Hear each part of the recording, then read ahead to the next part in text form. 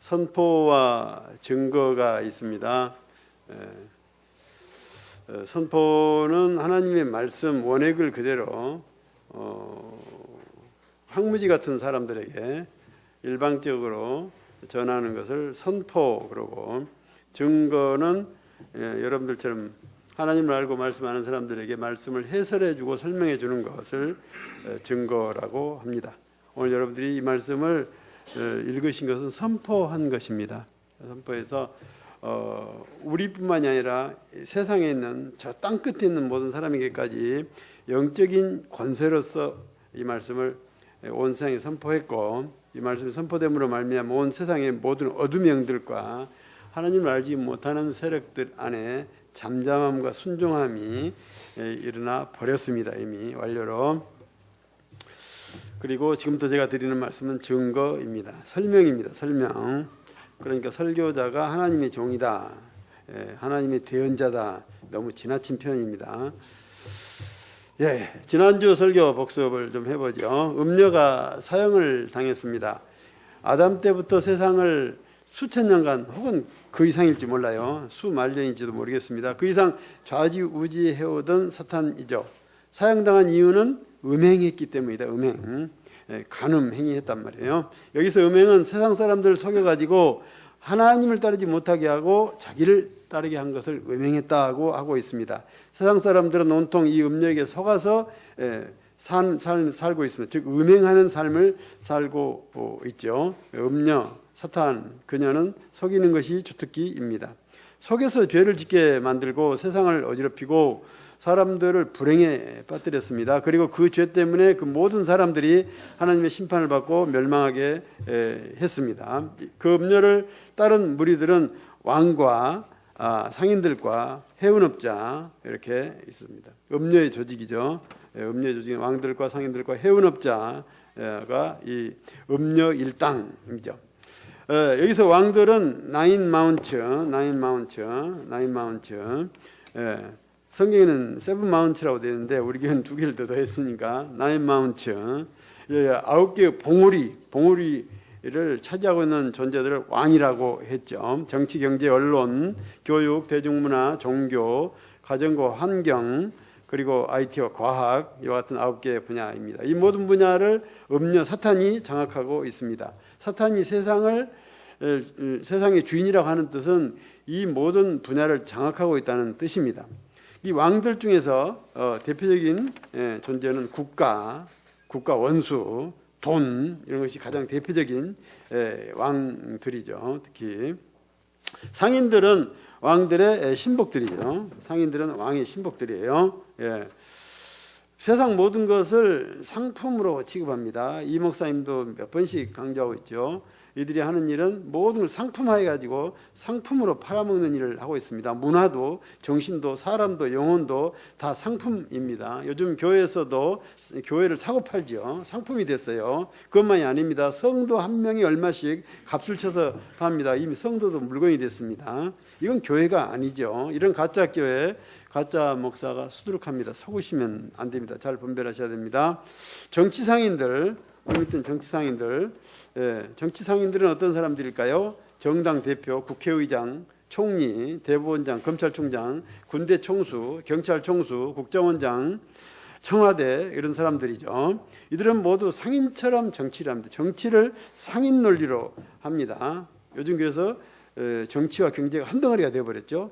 속이 잘 통하니까 한 덩어리가 되었습니다. 정치를 장사 속으로 하고 있습니다. 국제적으로도 이 판을 키워가지고 유엔이나 유로, 나토, 에이펙, 나프타 또는 아세안 뭐 이런 것들이 전부 이 정치의 상인 조직들이죠. 그리고 그 음료는 이들 뒤에서 보이지 않게 세계 전체를 조정하면서 유엔이 전 세계를 다스리는 일국 체제를 추진해 가고 있습니다. 일국 체제.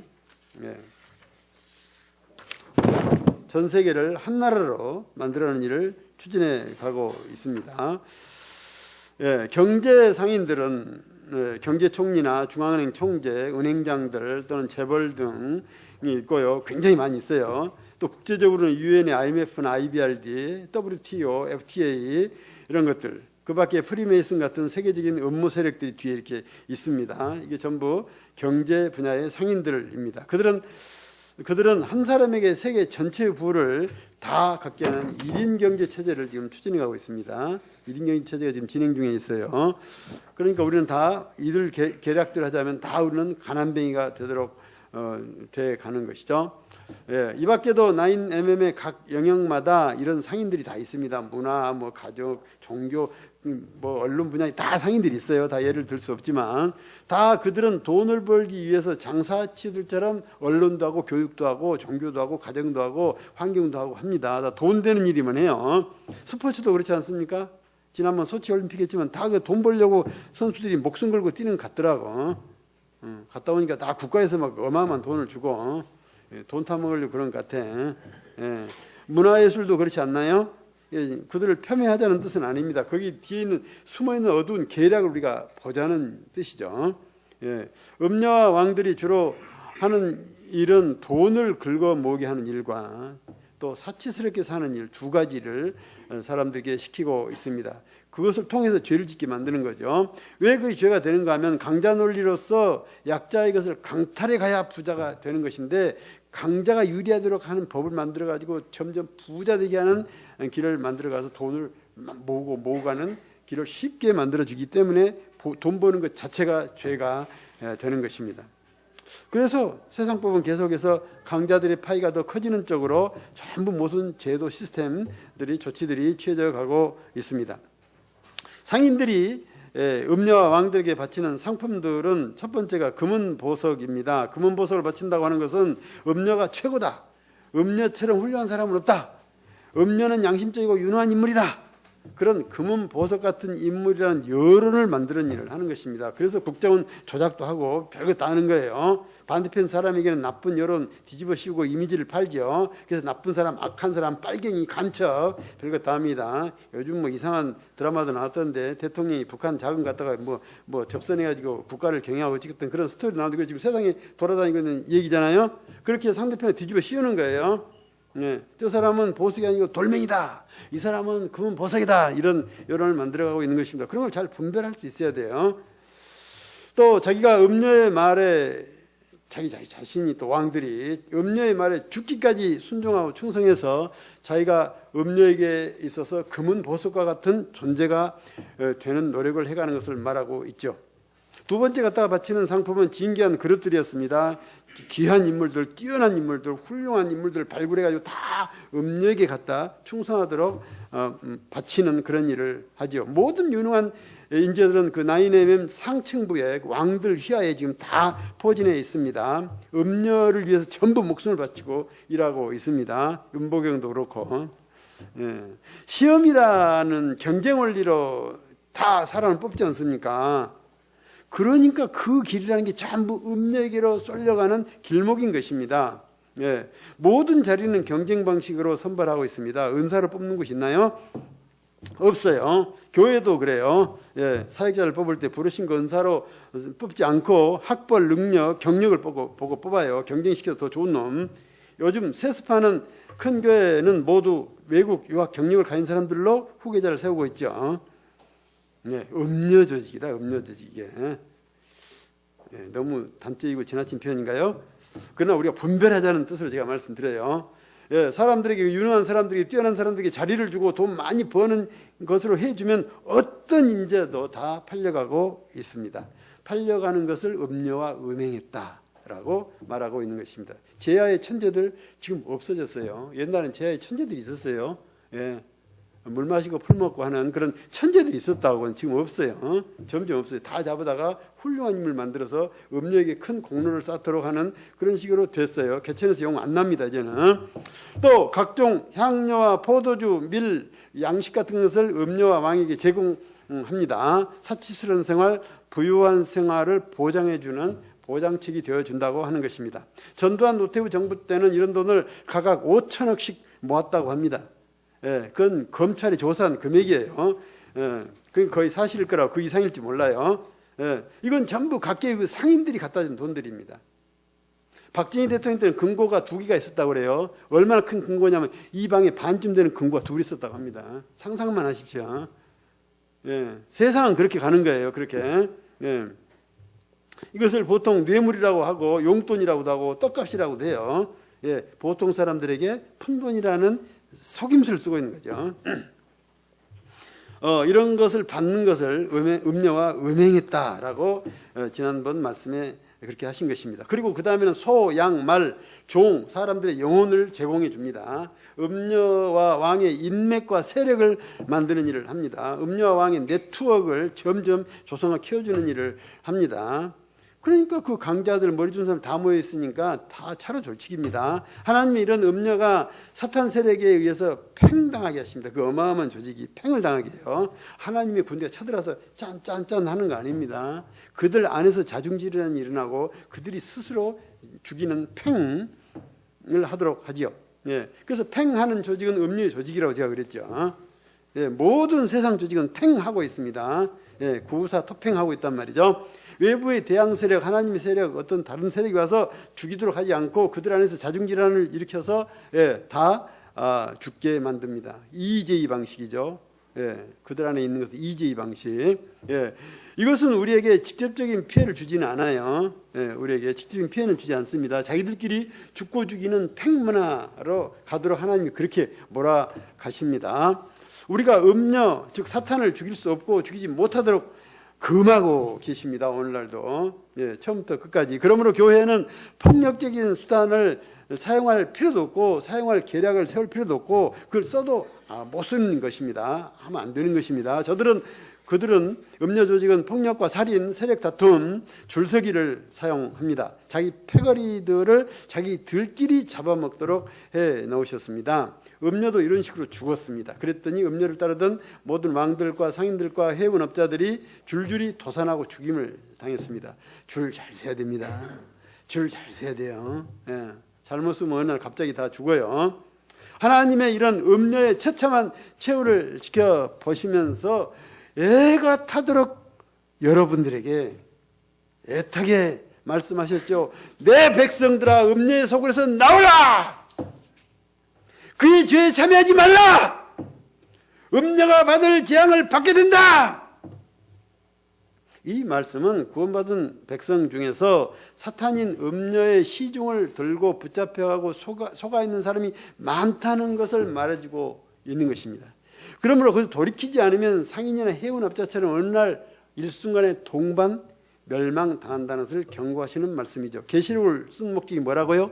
사탄이 어떤 존재인지 무슨 짓을 하는지 얼마나 악한 존재인지 지금 미리 다 미주알고 보여주고 가르쳐 줄 테니까 그들의 최후가 어떻게 되는지 다 보여줄 테니까 명확하게 가르쳐 줄 테니까 제발 지금부터 미리 알고 절대로 거기에 속지 마라. 끌려가지 마라. 사탄의 보가 되지 말라. 넘어가면 귀로가 돌아오는 길이 없다. 지금 그걸 애타게 가르쳐 주기 위해서 계시록을 썼다고 제가 그랬잖아요.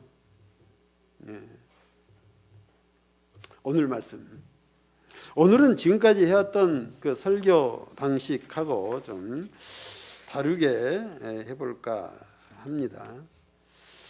오늘 말씀이 너무너무 중요해서 한 글자도 놓칠 수가 없는 데다가 내용 자체도 매우 섬세하기 때문에 설교처럼 하기보다는 다큐멘터리처럼 설명하는 것이 좋을 것 같다. 그런 생각을 했습니다.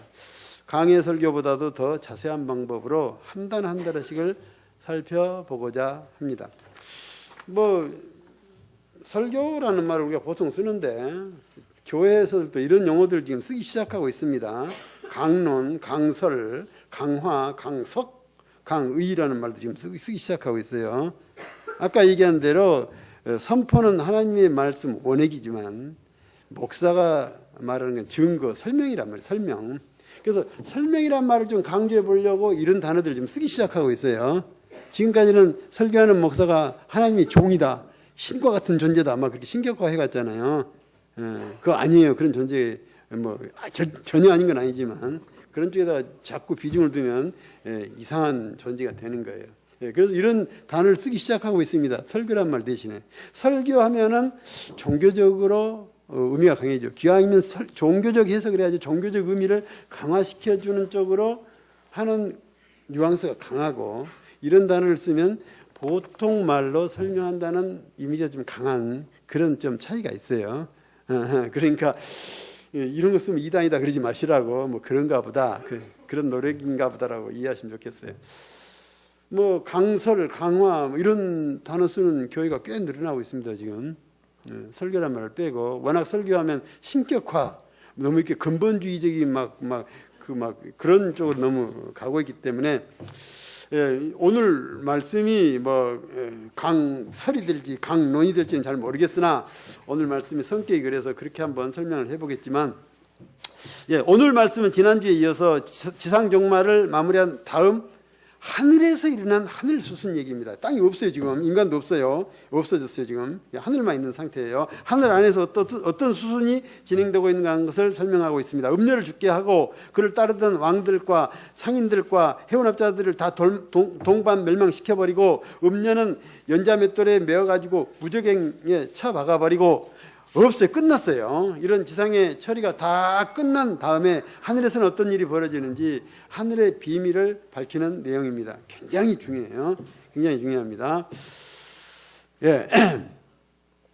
오늘 말씀은 세 가지 토픽으로 정리해 볼 수 있겠습니다. 첫 번째는 종말을 마친 다음에 천국에서 최종 판결문이 낭독되고 최종 판결, 역사적인 판결. 두 번째로는 천국 통치에 그래서 계시, 새로운 계시를 선포하고 이때까지의 종결 판결과 새로운 시작의 선언 그리고 그 구체적인 새로운 시작의 절차로서 어린 양의 혼인잔치 이것을 얘기하고 있습니다. 역사의 터닝 포인트. 천지창조다 하면은 두 번째 터닝 포인트 이렇게 볼 수 있겠습니다. 계시록을 전체로 보았을 때 1장부터 18장, 지난주까지 한 18장까지는 재림 전의 내용이고 오늘부터 끝까지 내용은 재림 후의 내용이다. 이렇게 크게도 나눠볼 수 있겠습니다. 아무튼 오늘 말씀부터가 이 하나님 천지창조 역사의 두 번째 터닝 포인트라고 하는 점이라는 것이죠. 이 클라이맥스의 첫 조치는 하늘에서 그리스도와 교회가 한 몸이 되는 것입니다. 새 역사의 주인공들이죠.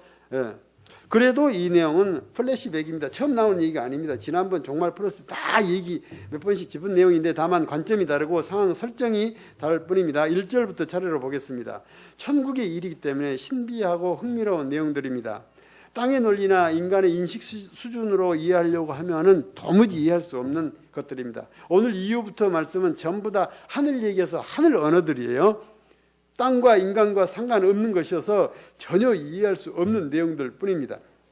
그러니까 인간의 머리를 굴려서 이해해 보려고 하지 마십시오. 이해가 안 되면 그대로 가세요. 모두가 절대 진리만 얘기하고 있고 땅에서는 한 번도 있지도 보지도 않았던 일들만 일어납니다. 그러므로 세세하게 설명할 필요가 있겠다 싶습니다. 이 모든 것은 우리들이 천국에 입성하면 어떤 모습이 되는지 미리 보여주고 주는 것이니까 굉장히 흥미롭고 아주 흥분되고 아주 그런 굉장히 이렇게 주목하고 싶은 그런 내용들이죠. 1절 이 일 후에 내가 들으니 하늘에 허다한 무리에 큰 음성 같은 것이 있어 가로되 개정기역은 이르되라고 썼는데 가로되가 맞아요. 가로되 이렇게 이 일 후에 내가 들으니 하늘에 허다한 무리에 큰 음성 같은 것이 있어 가로되 여기서 신비한 존재가 등장합니다. 그것은 큰 음성이라는 존재입니다. 이건 소리가 아니에요. 존재. 음성이 하나의 실제하는 존재로 등장합니다. 천국이 이치이기 때문에 3차 논리, 땅의 이치로는 설명이 안 돼요. 소리가 무슨 존재야. 그런데 실제하는 존재로 등장을 합니다. 하나님도 아니고 천사도 아니고 큰 음성이라는 존재가 지금 외치고 있습니다. 외치는 것을 가로대라는 표현을 쓰고 있습니다. 성경에서 가로대와 이르대라는 두 용어가 나오는데 가로대는 레고라는 헬라어의 번역인데요. 이것은 일방통행식 커뮤니케이션을 말합니다. 일방적으로 선언하고 일방적으로 지시하고 명령할 때 쓰는 단어입니다. 하늘만의 통치가 있는 상황에서 하늘에서 하는 말은 모두가 절대 진리, 절대 권위이기 때문에 일방적으로 하는 것이 당연합니다. 그렇죠? 일방적입니다. 이르대는 이제 랄레오라는 헬라어의 번역인데 양방 통행할 때 쓰는 것입니다. 타협하고 협상하고 서로 대화하고 하는 방식일 때 성경에 이르대란 말을 썼어요. 이 개정기역은 다 이르대로 번역을 해버렸어요. 왜냐하면 가로대란 말이 사어 죽은 말이니까 없애버린 거죠. 헬라는 두 개를 구분하고 있습니다. 성경에서 인간들끼리 대화하는 경우는 이르대라고 했고 하나님이 인간에게 설득하거나 이렇게 사정할 때는 이르되란 말을 썼어요. 오늘 장면은 하늘나라에서만 일어나고 있는 내용이어서 이르되라는 말은 한마디도 없고 7번인가 나오는데 모두 다 가로되라고 사용하고 있습니다. 당연한 것입니다. 큰 음성이라는 대합창단의 웅장한 소리 같은 그런 존재가 이렇게 외쳤습니다. 할렐루야! 구원과 영광과 능력이 우리 하나님께! 할렐루야! 구원과 영광과 능력이 우리 하나님께! 여기서도 구원과 영광과 능력은 절대적인 것입니다. 우리가 알고 있는, 여러분들이 알고 있는 그런 구원, 영광, 능력 아니에요. 전혀 그거 아니니까 그거 가지고 연상해서 생각을 달려가지 마십시오. 인간이나 지상사정이나 천사나 다른 존재가 전혀 배제된 하나님의 절대적인 구원, 하나님의 절대적인 영광, 하나님의 절대적인 능력을 말하는 것입니다. 지금까지는 땅의 역사가 있기 때문에 땅하고 관계되는 구원, 관계되는 영광, 관계되는 것들로 썼는데 없어졌어요. 이 모든 것이 이제 비로소 오직 하나님께만 있다고 외치고 있습니다. 그동안에 약간 인간관계로 이렇게 모디파이 된 것들 다 이게 없애버리고 원액 구원과 영광과 이런 것들이 이제 그것을 지금 선언하고 있는 것입니다. 그 원액을 지금 선언하는 거예요. 굉장히 다른 거예요. 우리가 알고 있는 전혀 다른 거예요. 그것은 특히 여기서 구원은 인간 구원만을 말하지 않습니다. 인간 구원을 말하지 않고 있어요. 정확히 말하자면. 왜냐하면 인간 구원 끝나버렸거든요. 이제는 그것이 테마가 아닙니다. 그 태양계는 물론 모든 우주계를 포함한 모든 만물에 대한 구원을 지금 여기서는 뜻하고 있습니다. 그래서 할렐루야라고 명령하고 있습니다. 할렐루야는 히브리어이고 구약에서 시가를 부를 때만 쓰던 용어입니다. 노래 부를 때 썼던 말이에요. 할렐루야란 말이 노래 부를 때 썼어요. 신약 시대 때는 예배 드릴 때만 썼던 용어입니다. 예배 드릴 때 알렐루야라고도 하지요. 여기서 할렐루야는 그런 뜻이 아닙니다. 그런 뜻을 훨씬 벗어나 버립니다. 인간들이나 또 지상의 찬양을 받고자 하는 그런 뜻이 로 할렐루야 한 게 아닙니다. 할렐루야는 명령이에요. 명령. 하나님을 찬양하라라고 하는 것입니다. 할렐 찬양이고 루가 하나님이고 이하는 하라는 뜻이에요. 명령의 뜻이에요. 명령입니다. 찬양합니다. 그런 뜻이 아닙니다. 우리가 보통 하나님을 찬양합니다라도 종종 쓰는데 아니에요. 또 사람 만나서 반갑다고 할렐루야 정 틀린 거예요. 우리가 쓰고 있는 것도. 여기서 할렐루야 즉 하나님을 찬양하라고 하는 것은 절대적인 찬양을 하라는 것입니다. 그러므로 여기서 명령하신 할렐루야라는 명령은 우리가 지금까지 한 번도 들어보지 못한 뜻일 뿐만 아니라 우리가 한 번도 해본 적이 없는 찬양입니다. 그러니까 우리가 지금 이해할 수 없어요. 이해할 수 없습니다. 그러나 어렴풋이 이해할 수 있죠. 그러므로 여러분 뇌리에 있는 그런 찬양이라고 생각하지 마십시오. 그런 악상, 그런 멜로디, 그런 감정, 그런 의미, 그런 가사로는 턱도 없는 것들입니다. 하늘에서 할렐루야 하나님 찬양하라고 하면 어떤 존재들이 찬양할까요? 굉장히 흥미롭지 않습니까? 왜 할렐루야 즉 하나님을 찬양하라고 명령하는 것입니까? 왜 하나님을 찬양해야 하는가를 이 큰 음성이라는 존재가 밝히고 있습니다. 첫째로 하나님께서 땅에서 행하신 심판이 참되고 의롭기 때문이다.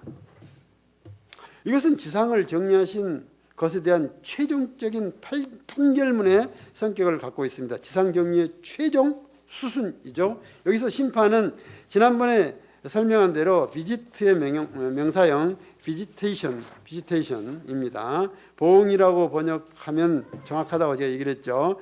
하나님의 하나님 되심과 하나님 다움을 증명해 주는 것을 보응이라고 한다. 보응. 그래서 우리도 이렇게 하나님의 하나님 되심을 드러내는 비지트를 많이 하자, 방문을 좀 많이 하자, 찾아가자, 만나보자, 사람들을 만나보자는 뜻으로 제가 쓰자고 얘기를 했습니다.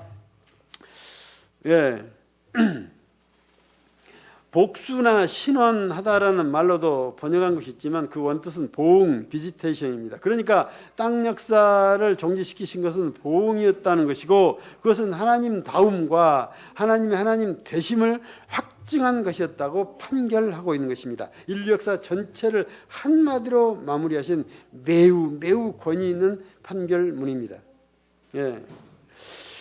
하나님께서 땅의 역사를 끝내신 심판은 참되고 의롭기 때문에 하늘의 모든 존재들은 다 하나님을 찬양하라, 지금 이렇게 외친 것이란 말이죠.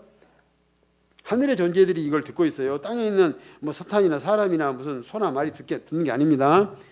두 번째, 할렐루야를, 즉 하나님을 찬양해야 되는 이유를 설명하고 있습니다. 그것은 음행으로 땅을 더럽힌 큰 음녀를 심판하셨기 때문이다. 두 번째 이유를 밝히고 있습니다. 이 내용은 하나님과 하늘 쪽에 간절함이 묻어있는 표현입니다. 무슨 말인가 하면은 죄로 인하여 완전 부패된 하나님이 자기 백성들을 두고 아담 때부터 오늘 이 시간까지 어찌할 바를 몰라 하시며 발을 동동 구르셨는데, 그런 세상을 지고 흔드는 사탄, 그 음녀를 언젠가는 싹쓸이 해버리려고 계속 시간을 재고 있었는데, 이번에 보응 비지트로 그 노심초사하던 수건 사업을 이번에 끝장을 내셨다.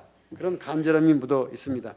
그 하나님을 찬양하라는 것입니다. 하늘에 있는 존재들에게 수고하셔서 감사하다는 대가성 찬양이 아닙니다. 그것은 인간들 입장에서 하는 찬양이죠. 하늘 존재들이 하나님의 그러한 기뻐하심, 하나님의 그 만족해하심, 그런 것에 동참하라고 하늘의 존재들에게 명령하는 것입니다. 이런 할렐루야 명령에 대해서 하늘에서는 어떤 일이 벌어지는지 살펴보지요. 맨 먼저 큰 음성, 그 자신이 맨 먼저 반응을 합니다. 다시 그 존재가 할렐루야라고 반응을 하고 있습니다. 3절에 이 할렐루야는 아까의 그 할렐루야 명령에 대한 대꾸입니다. 그래서 이 할렐루야는 가로대라고 했는데, 가로대는 가로대인데 레고라고 하지 않고 그보다 뜻이 약한 에레오라는 단어를 썼어요. 우리 번역은 다 가로대로 번역을 했어요. 그러나 헬라어는 다른 단어를 썼어요. 이것은 일방적이라는 선이라는 뜻은 같긴 같은데, 아까 그 일방적에서는 레고보다는 뜻이 낮고 약한 표현입니다. 그러므로 아까 할렐루야는 에 대한 응답인 것이 분명하죠. 응답, 반응인 것이 분명해요. 그가 할렐루야를 에레오로 했더니, 즉 작은 명령을 했더니 무슨 일이 벌어졌습니까? 음료를 태우는 연기가 하늘로 올라가기 시작했습니다. 그 연기가 영원히 올라가기 시작했다고 합니다. 찬양의 첫 번째 조건은 음료의 영원한 사망 상태여야 된다고 하는 것을 말하고 있습니다. 찬양하라 해놓고 그 찬양이 완벽하게 하기 위한 반응을 자기 스스로 큰 음성이 하고 있어요. 예. 음료가 죽어있는 상태라야 온전한 찬양이 되는 것을 알 수 있습니다. 그러므로 음료는 영원히 살아날 수 없도록 조치하신 것이 분명합니다. 그 연기가 영원히 올라가고 있다고 했으니까요. 오늘날 음료가 살아있는 상황에서 우리는 찬양하고 있는데 이것이 온전한 찬양일 리가 없다, 이 말입니다. 하나님이 봐주고 있는 거죠. 육체적인 존재는 한 번 죽이면 영원히 죽지 않습니까? 제가 여러분들 칼 찔러서 죽이면 바로 영원히 죽습니다. 다시 못 살아나죠. 육체적인 존재는 영원히 죽어버려요. 예. 근데 음료는 영적 존재이기 때문에 영원히 죽는 방식을 쓰지 않으면 죽지 않습니다. 그런 영적 존재를 죽이는 일은 인간 역사에서는 단 한 번도 없었고, 아예 인간은 그 영적 존재를 죽일 수도 없게 해놓으셨죠. 그런데 이제는 영원히 죽게 하셨습니다. 매우 신비롭고 흥미로운 사건이죠. 정리하자면 세상을 종결하신 것과 음녀의 심판은 의롭다 하는 첫 번째 선언은 판결문의 주문에 해당이 되고, 음녀의 영원한 사망 조치로 연기가 올라가게 해서 찬양이 완전하게 갖추이도록 한 두 번째 선언은 판결문의 보충 설명에 해당된다. 예. 레고 한 다음에 여기는 에레오 했단 말이죠. 할렐루야 하는 여기는 할렐루야 했다 이 말이죠. 예. 두 번째로 이와 같은 할렐루야에 대한 명령에 대해서 응답한 존재는 24장로와 네 생물입니다. 네 생물 4절에 나옵니다. 예. 24장로는 천상에 올라간 성도들을 상징하는 존재들이죠. 네 생물은 세상의 피조물들을 대표한다고 볼 수 있습니다. 장로가 24명이라고 이해하면 엉뚱합니다.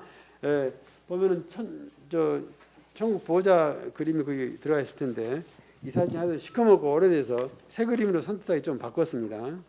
예, 여기에 보호자 하나님이 계시고 무지개가 둘러 있고, 예, 유리바다가 제가 파인드라 그랬죠. 인터넷 화면이라 그랬죠. 전 세계 우주 만물을 하나님께 다 바라보시는 유리바다가 있고, 그리고 거기에 24장로와 네 생물이 둘러서 있도록 그렇게 되어 있고, 앞에는 7명이 있고, 그리고 음성과 번개와 내성과 큰 음성과 번개와 내성과 물소리가 막 있어 쏟아져 나오고 있죠. 이렇게. 예. 그런 여기에 있는 24장로와 네 생물, 맨 가의 테두리. 장로가 24명이라고 이해하면 엉뚱합니다. 24라는 것도 하늘 언어여서 도통 알 수 없는 것입니다. 네 생물도 개체수가 넷이라고 이해하면 안 됩니다. 하늘 영어들이기 때문에 전혀 알 수가 없어요. 그들이 큰 음성의 할렐루야 하나님을 찬양하라는 명령에 그들도 아멘 할렐루야 하고 24장로와 네 생물이 맞장구를 쳤고, 또 24장로와 네 생물의 할렐루야라는 명령에 대해서 이렇게 응답한 할렐루야라고 하는 명령에 대해서 그 옆에 있던 어떤 음성이라는 존재가 또 그 24장로의 할렐루야 명령에 반응합니다. 그렇다, 여기 있는 하나님의 종들아, 하나님을 경외하는 모든 천국 식구들아, 하나님을 다 찬양하라 라고 이렇게 반응을 또 리스폰스를 합니다.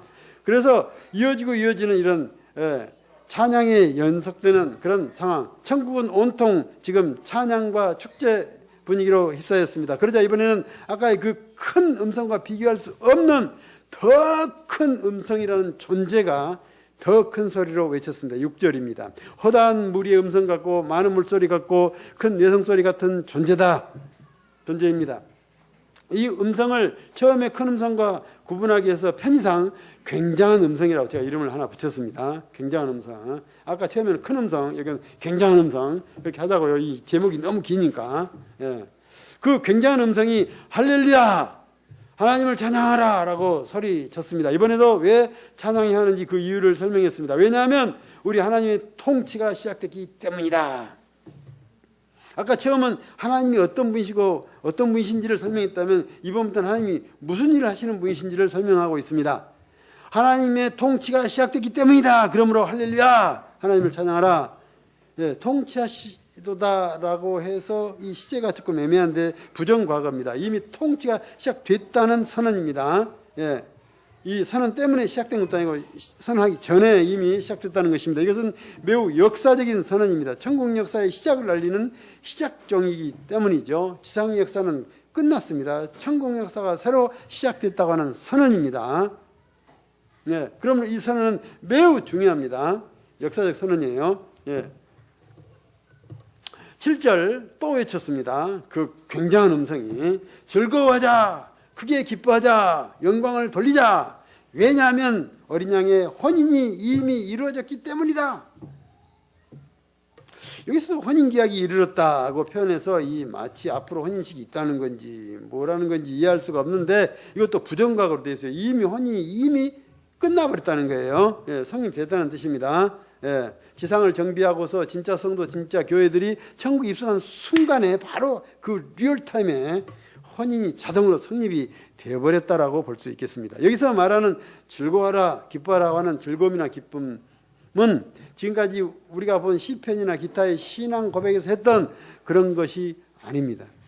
지금까지 성경 기록은 인간 세상, 인간 역사, 인간 사정을 바탕에 깔고 한 것인데 여기서 그것은 인간들이 한번 느껴보지 못한 인간하고 상관없는 것들입니다.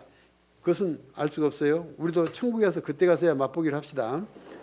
영광을 돌리자는 것도 지금까지 우리가 하나님께 영광을 돌린다는 그런 영광과는 전혀 의미가 다른 것입니다. 그때는 우리가 드리는 영광을 돌린다는 것은 선택적인 신앙 고백이었어요. 인간들이 다른 잡신들하고 놀다가 어느 날 하나님을 알고서 물 팍 부른 것을 영광을 돌렸다라고 했는데 이제는 그런 영광을 돌릴 존재인 하나님 말고는 영광을 돌릴 상대가 아예 없는 상황에서 영광을 돌리는 것이기 때문에 우리가 이 지상에서 하나님께 돌리는 영광은 전혀 다른 것입니다. 우리는 앞으로 천상에서 이런 영광을 돌리고 하늘 스케일의 기쁨과 즐거움을 날마다 만끽하게 됩니다. 지금은 그것이 우리로서는 짐작도 안 되는 그런 것들이죠. 어마어마한 것인데 알 수가 없어요. 천국에 가서 우리 같이 확인해 보기로 합시다. 왜 혼인계약이 이르렀다는 표현을 했을까? 그 본문에 충실하게 한번 생각해 보자는 거죠. 어린 양은 아담 때부터 신부를 찾았습니다.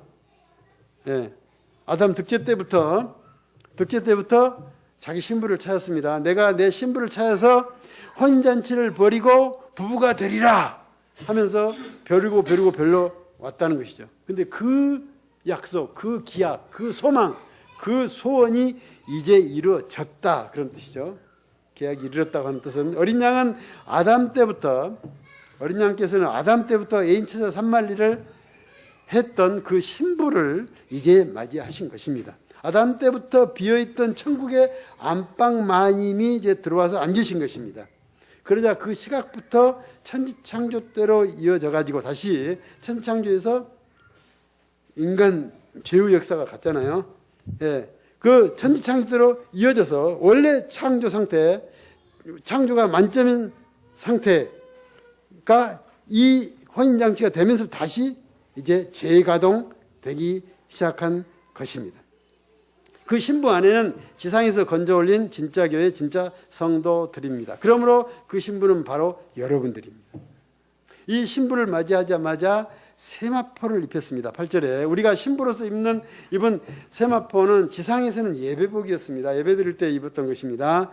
지상에서는 하나님을 만나러 올 때는 죄를 씻고 정결하게 한 다음에만 입을 수 있는 옷이었는데, 그런데 천국에서는 이 옷이 평상복입니다. 평상복. 처음 만난 순간에 혼인이 이루어지고 그때 입었던 세마포는 혼례복이었지만 그때부터 하나님과 아예 동거하기 때문에 이 옷이 평상복이 되는 것입니다. 오염될 여건이 전혀 없기 때문에 그것을 항상 입고 살아도 전혀 문제가 없는 그런 상태가 되어버렸단 말이죠. 예. 이 세마포는 진짜 성도들과 진짜 교회들입니다. 예, 진짜라는 말은 옳은 행실과 같은 말인데 성도들과 교회들의 옳은 행실이 세마포라고 말하고 있습니다. 그러므로 어린 양의 신부는 진짜 성도들과 진짜 교회들인 것이죠. 혼례식은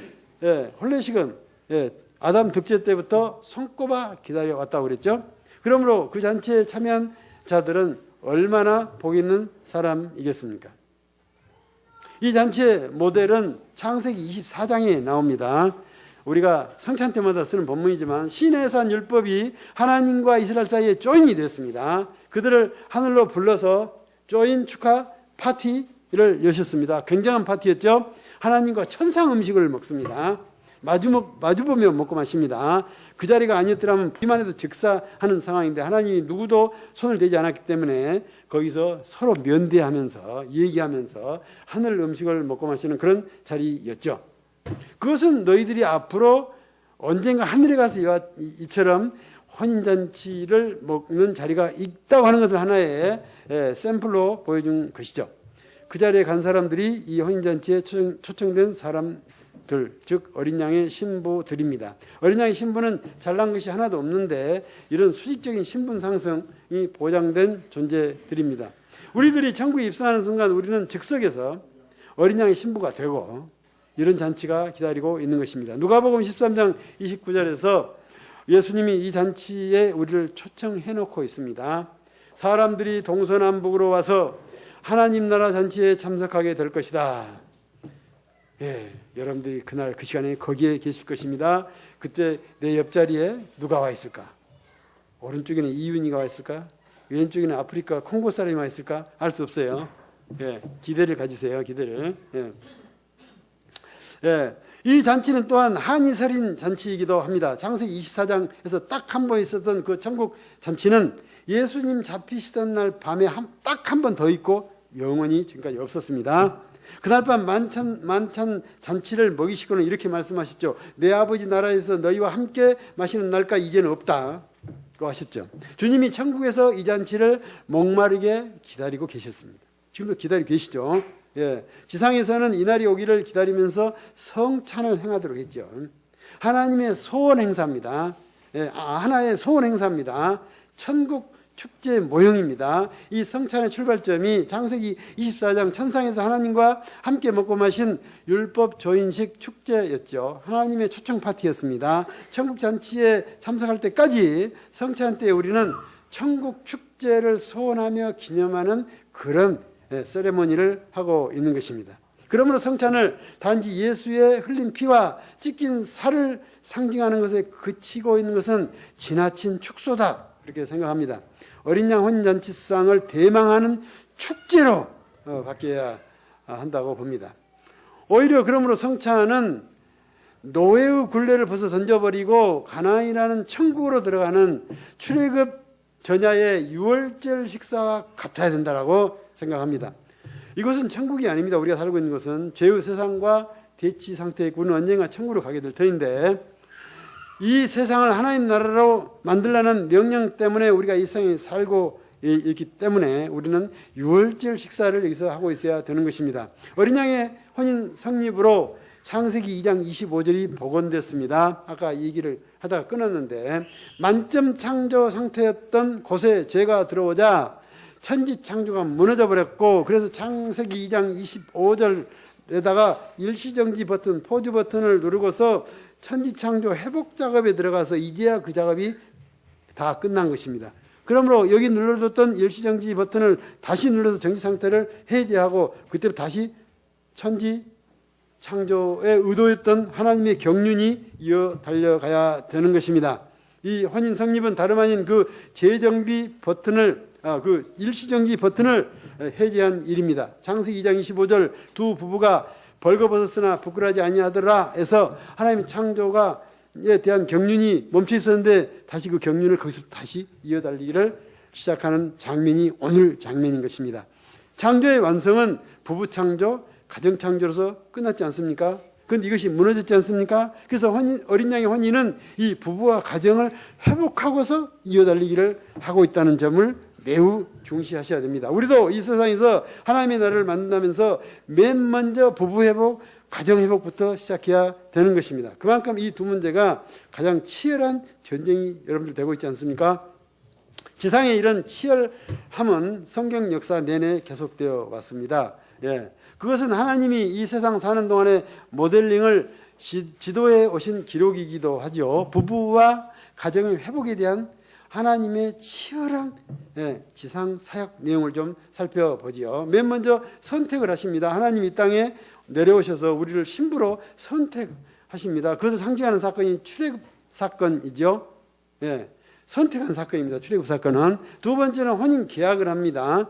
그래서 출애굽에서 자기 집으로 데려오는 것이죠. 혼인 계약을 합니다. 예, 자기 가나안 땅으로 데려와서 시내산에서 율법 계약을 맺습니다. 예, 이게 바로 약혼 절차이고, 그 다음에 아까 얘기한 창세기 24장, 천국에 가서 율법 조인을 축하하는 열죠. 그게 바로 혼인식입니다. 예레미야 31장에서는 나 여호와가 말하노라, 보라 날이 이르리니 내가 이스라엘과 유다 집에 새 언약을 세우리라. 나 여호와가 말하노라, 내 언약은 내가 그들의 열조의 손을 잡고 애굽 땅에서 인도하여 내던 날에 세운 것과 같지 아니하다. 새로운 천국에 다른 게 또 있다는 거예요. 세 번째는 혼례식을 거행을 합니다. 성전 예배, 절기 행사, 이것이 매일 이렇게 계속해서 회복되고요. 네 번째는 결혼 생활을 합니다. 가나안 땅에 입성한 것입니다. 결혼 생활의 원리는 거룩이고 서로 사랑하는 것입니다. 또 하나님과 관계 안에서 생활하는 것입니다. 가정 중심, 이웃 중심, 그리고 세상을 다스리고 섬기는 일이 결혼 생활의 내용이죠. 네 번째는 이혼입니다. 이혼합니다. 남편이 아내를 버려버립니다. 아내인 이스라엘이 덕지했기 때문이죠. 북이스라엘 망하게 해버리고 혼혈족 만들어버리고 남유다 바벨론에 포로로 주어버립니다. 이혼합니다. 이혼. 오죽하면. 다섯 번째는 부부가 다시 회복합니다. 호세아가 고멜을 데려오고 포로들이 귀환하고 예수가 보내졌습니다.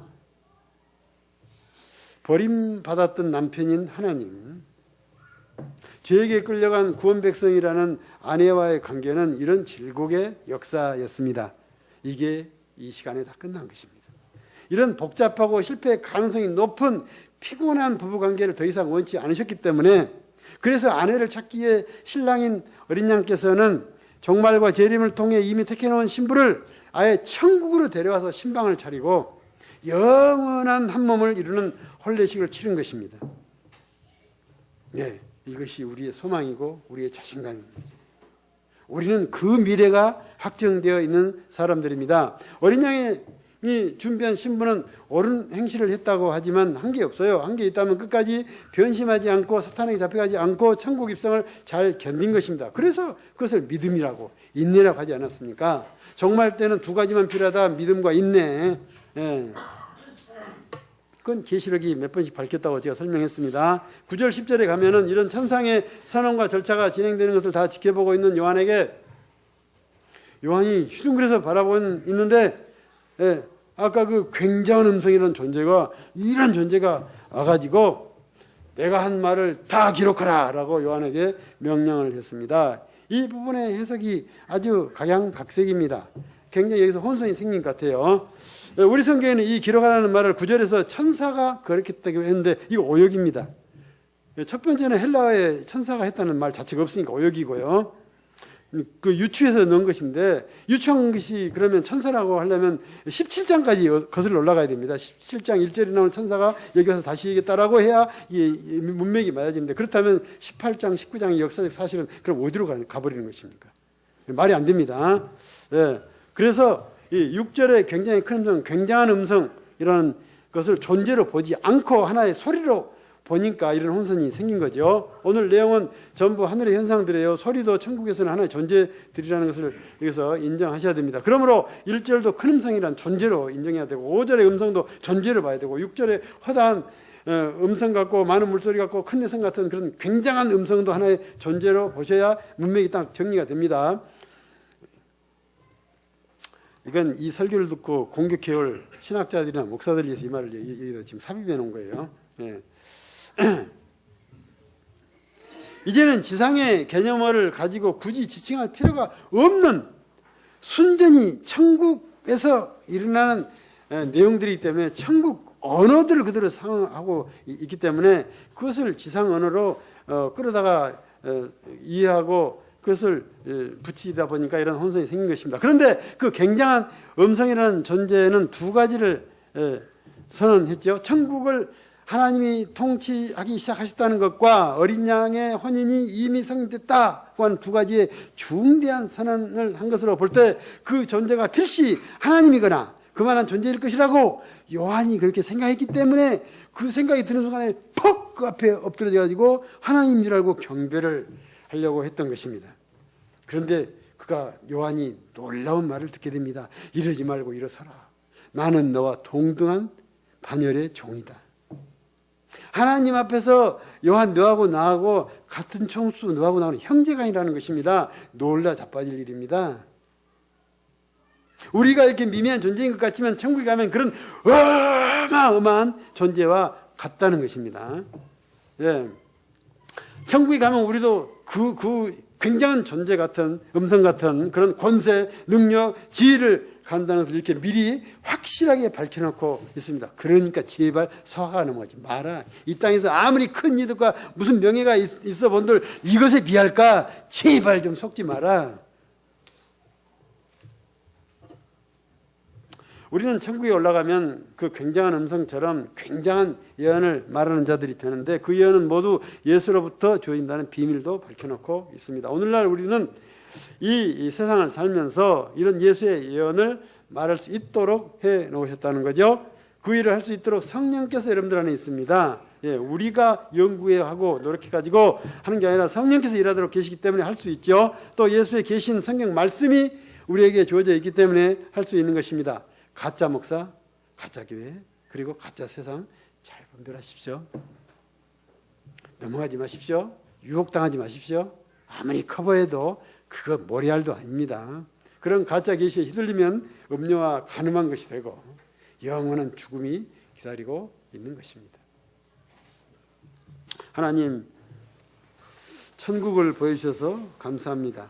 우리 머리로는 우리의 어떤 것으로도 도무지 파악해 볼 수도 없고 알아볼 수도 없는 세계를 오늘 이와 같이 명명백백하게 보여주셔서 정말 우리에게 하늘의 소망이 아니라 자신감을 갖게 해주시고 세상의 어떤 것에서도 이와 같은 가치와 그런 놀라운 것을 소유할 수 없다고 하는 것을 알게 하셨으니 이제 우리가 이 천국의 이 놀라운 이런 신분과 그런 놀라운 것들을 소유할 욕심과 그런 소망을 가지고 이 땅에서 결코 사탄에게 넘어가지 않고 세상의 어떤 가치에도 휘둘리지 않는 그런 반듯한 소신 있는 꿋꿋한 신앙인이 되게 하여 주시옵소서. 예수님의 이름으로 기도합니다. 아멘.